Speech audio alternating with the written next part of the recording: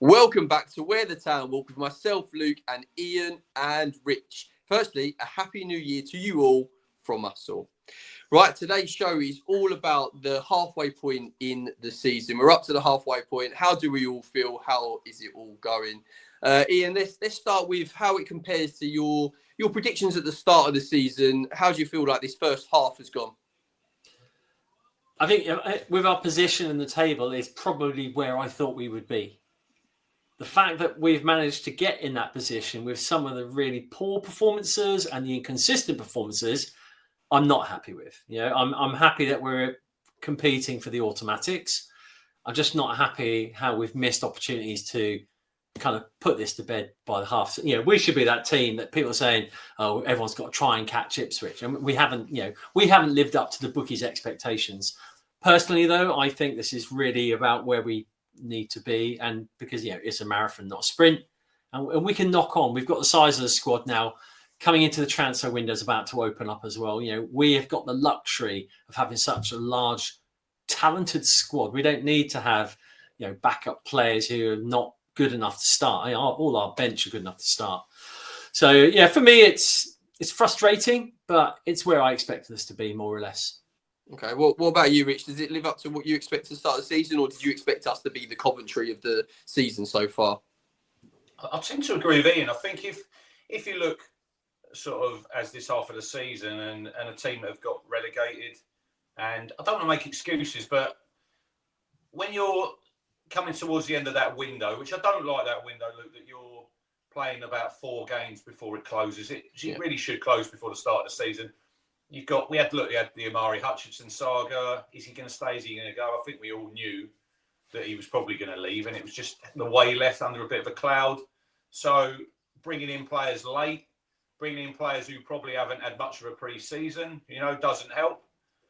But I think where we are in the league, I think we're probably all quite happy with. It's just the level of performances haven't been probably what we thought or we expected. But sometimes you've just got to find a way, and we have found a way in certain games of winning. Second half of the season, obviously, the transfer window is going to come soon, and that's going to be quite key, I think, in a couple of positions where we're going to look to target. And I just think we've just got to be consistent in this league. We're not going to need the number of points that we had last time. I think it was 97 points when we got promoted with them 3 parachute teams. Because I think everyone's sort of taking points off everyone. I'm a bit disappointed how far we are behind Coventry, but then I think you have to give them credit that they've showed that consistency, Luke, and winning games and stacking up the points. And really, I think that's what we've got to do in the second half of the season. If we can win 5, 6, 7, 8 games on the bounce, that's going to give you a massive sort of opportunity to get into them top 2 places. Easier saying it than doing it, but we've got the players that are more than capable of doing it, and we've got McKenna. He's our superpower, I'd say. I know he comes in for a lot of criticism, maybe about his tinkering with the team and whatever, but I think we should all be really grateful that he's still at the football club. We've shown that consistency, keeping our manager where other teams who got relegated didn't. So he's obviously been here before, and if he could put another promotion on his CV, that'd be great for him personally. But yeah, I'd say adequate at the minute, but we can do better, and I think the players and the management probably they know that themselves. Yeah. I think, like you both mentioned, the league position 3rd. I think that's more than respectable. I think that's probably where we all expect to be around there. It's just I feel like my eye test doesn't quite add up to the league position. I went from each game. I'm thinking, we don't look great. We don't look great. But then you look at the league table and we sit in 3rd, and so I think that's the difference. I think that's the thing that I didn't expect. I expected us to be a bit more consistent in performances. I probably didn't expect much difference in the league position. Currently, we're amongst it, but it's more the performances, the team cohesion, etc. I think I expected that to happen a little bit quicker, maybe a little bit naively, because it takes a little bit of sting out of you getting relegated. No matter who you are, it's a mental game, isn't it? And it takes a little bit to get the confidence back together. Again, McKenna said from the start of the season, it's a new group, so it is going to take some time. But I think that's the main thing for me, why it's not gone exactly how I thought it might. But like we say, still 3rd. So yeah, all all good really. So let's move on to the highlight of the season so far. A goal, a moment, a game, a player. What's been your highlight of the season so far, Ian? It's only one thing for me, and that's finally beating Norwich. There was so much on that. The form at that point in time favoured us. So it's a case of it should win this, but that doesn't count in a derby. So to go and do it in the style we did as well was really pleasing, especially that Philogene goal. I mean, that's probably my favourite goal of the year as well, and that's including the end of the Premier League season as well with that Jens Kiyusta goal. Great win, great moment, a lot of relief, and a great goal to start that as well. Yeah, definitely. I think that's a highlight 100% for every single Ipswich Town fan. Rich, apart from that though, have you got any other highlights to mention? It has to be Norwich, but if you're looking at another game, it has to be probably the Sheffield United performance. Yes. Philogene's hat-trick. The goal level just went up, didn't it? Every single goal, and you're thinking, wow. But yeah, Norwich, obviously, you've put that to bed. You got that monkey off your back, and just the whole day, and then the Jack Clark third goal. You knew at that stage, didn't you? That was it. Finally we've beaten them. But hopefully there'll be some more moments in the second half of the season that we can look ahead to, and maybe even winning at Portman Road and sticking another nail in their relegation coffin. That'd be nice, wouldn't it? Yeah, definitely. Well, let's switch it to, unfortunately, the low points of the season so far. Ian, this first half of the season, what's been your low point? I mean, it wasn't a league fixture; it was the cup, and that was Bromley away. I mean, to let it even get to penalties was bad enough, and then to lose on penalties as well. There's no excuse. As a professional player, I mean, those penalties just weren't good enough, and having lost at home to Maidstone in the cup last year, and then to lose at Bromley, it doesn't really do your kind of credentials much good, does it? It's bad for your reputation. And I know it's a Carabao Cup, but that should have just been an easy walkthrough. Yeah, lead up question, Ian, to that. Do you believe if we would have won that game, we would have seen team cohesion a lot quicker because we'd have had a few more games to play? Well, for me, that was a key time. He could have actually put a strong side out. And I think we were stuttering with performances and we needed a win to get people's confidence up. And I get the whole, we need to bring in a different team to play, get match fitness, etc. But sometimes, when you're not doing it in the league, you just need to get a win, no matter how it is, just to build the confidence and the morale in the club. And I think that loss took a bit of a dent. I mean, we saw that obviously with George Hurst. His morale took a massive nosedive after that. So yeah, that's true. What about you, Rich? What's your low point so far this season? I'd probably say Charlton at home.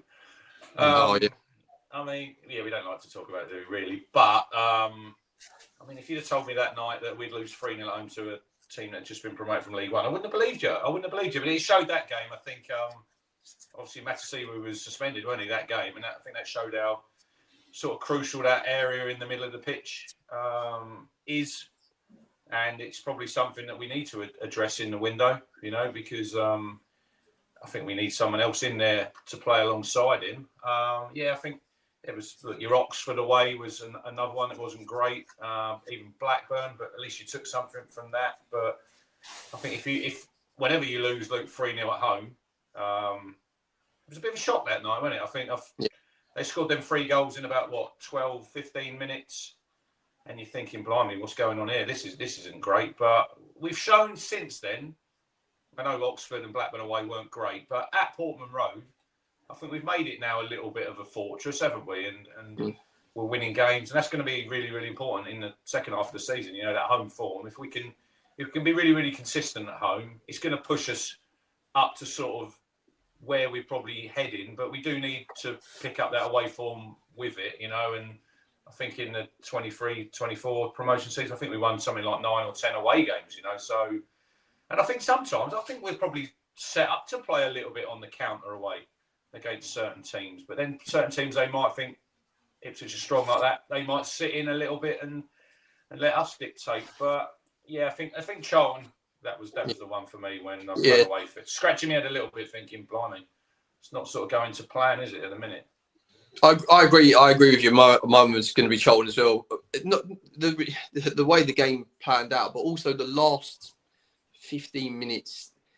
There was a different energy within Portman Road that I haven't seen for a good couple of years, probably since the Marcus Evan days. If I'm honest, it felt a little bit that we were all frustrated in that stadium, and the players were. It seemed like they took 20% off, and they weren't really trying as hard. There was a few balls that weren't getting chased, and yeah, I think that was a little bit of a toxic game. I think that one. So yeah, I think that's probably the low point. I did really worry that I thought that if that's going to be a sign for things to come, then it could get a little bit nasty. But it didn't. It hasn't obviously panned out that way, which is really good. We've obviously picked up some better results, especially at home, which is, like you say, I agree with. Looking to get Portman Road back to a fortress like it should be. Right. Well, now we're on to the prediction. I want to know what you expect for the rest of the season, and where do you think Ipswich is going to finish? Ian, to you first, please, mate. Are we going to get the promotion? You look at our progress for the season; it had just been a steady climb up into that top of the table, and I think that's what's going to carry on. I think that it's going to plateau a little bit, and as we go through January into February, you start seeing things like the Africa Cup of Nations is going to affect clubs. Injuries and small squads are going to affect clubs. People scrambling around for a decent transfer in January. We've got a plethora of players that we can use. In bargaining, we've got money. I think what we should look to do, and what I'm hoping we will do, is kind of cement that we don't drop below fourth now, and then just time it to perfection that you push to get first or second. What you don't really want to be doing is just missing out on automatics going into the playoffs at the end of the season, because that takes another dent. So there are two sets of kind of clubs in this. There's that team that's had a end of season burst to push it into the playoffs, goes into the playoffs on a high, and you've got the teams who have just missed out on automatics, and we don't want to be that one. You've got to go all out to get automatic promotion, and I think that we've got the squad, we've got the pace to do that now. And I think February and March is going to be really, really important as we bed in new players and start to see the club kind of cement its position and live up to the expectations of the bookies. Yeah, definitely. What about you, Rich? Do you expect us to? I know you said obviously you'd love to see us go on a consistent run and win some back-to-back games and sort of go flying a little bit. Do you expect that to happen though, and do you expect Ipswich to get promoted? I wouldn't mind a trip to Wembley, Luke, if I'm honest. Look, ideally, playoffs, they are a lottery, aren't they? In an ideal scenario, I'd love a day out of Wembley, 40,000 town fans. With one of, I think there's only about 6 or 7 clubs who've never ever been there. Two teams. Only 2 teams have not played there now. All right. Who are they in? Do you know? I can't remember the other one is, but it was like 4, and then 2 of those played last year. Blackburn haven't played there. I know they're one of them. Is it? Might be us in Blackburn, maybe. I don't know. Yeah, ideal scenario, that'd be great at Wembley. 40,000 town go to the playoffs. Richest game in football, they call it, and we win it. That's what I like. But then again, I'd like it to be plain sailing. Town do enough, and we finish second. But at the minute, I think we are a playoff team. And I know we've still got half the season to go and things can change, and it'll all depend, I think, who we do sign in the window. If we can get that number 9 in, that we all want, I think that could push us over the line. But at the minute, I keep banging on. It is consistency that we need to drive home now. You've got to this point by not playing that great. And I think we all agree that we haven't been playing great, but we've got results. And the squad should be more than capable enough, of pushing us into them top two spaces. And yeah, look, we're definitely. I agree with Ian. Now you've got in the playoffs. We were all floating around a few games ago where we were 6 for 7, then you lose a game. Now we're in them. We should stay in them, but we should be looking higher now to get in them top 2 places, because like a Borough or Coventry, at the minute, there's I know there is pressure in the games they're playing, but when you come to that crunch part of the season, into April, May, that's when you've got to have that real strong mentality to get you over the line. That's another thing about this team at the minute. We see when things go against us, especially away from home, we don't sometimes show a good reaction. So that's another thing in this second half of the season. I want to see that mentality better. I want to see when Town go behind in a game, like we did before, come back and we win them games. You know, look at them games at the end of that season. Bristol City at home, Southampton at home. You know, all these fixtures, it was great. And we need more energy. We spoke before we came on here about the crowd as well. The crowd can play a massive part, especially at Portman Road, you know, in that second half of the season. And it is quiet at a lot of games. And I think sometimes we go there and maybe do we expect a little bit more? We think, come on then, show us. But then sometimes you've got to, it's a balancing act, isn't it? Sometimes the players need us, you know, and that could drive you over the line. But yeah, at the minute, I would say we will finish in the playoffs, but we are capable of getting in them top 2 spaces. Okay. I feel like I'm quite a balanced Ipswich fan, but I am confident that I think we will get in 1 or 2. I'm currently, as we sit, I'm thinking more 2 because I think Coventry are doing, you know, are still flying. They're picking up a little bit, a few suspensions, a few players out, etc. But I still think they'll keep going strong personally. But yeah, I'd like to think that we take that second automatic place. But you're right. I do want to touch on what you said about the fans. The fans play a massive part. I think the togetherness in general plays a massive part. Players do read things online, no matter how much people don't think they do. Of course, they're human. Players read stuff online. I think if we can come together, keep that consistency, as I think both of you have mentioned in previous shows, keeping McKenna compared to what other teams have done, getting rid of their managers again, keeps that consistency. So I think if we can keep together as a whole team, as a whole club, I think that could be our superpower that gets us over the line. So yeah, let's hope for. I like your story of going to Wembley and we go through, etc. But I don't know if I can take the nerves. I'd like to see it done and dusted, and we're up. I say it was Accrington, Stanley, and Blackburn were the other 2 clubs who have not played. I think Colchester played it last year, didn't they? Because they would have been the other one. So there's only 4. All right, then we'll get promotion in second, and then we'll get to the cup final next season. Yeah, is that right? Yeah. Against Accrington, Stanley, or Blackburn, yeah. There you go. Yeah, seems fair to me.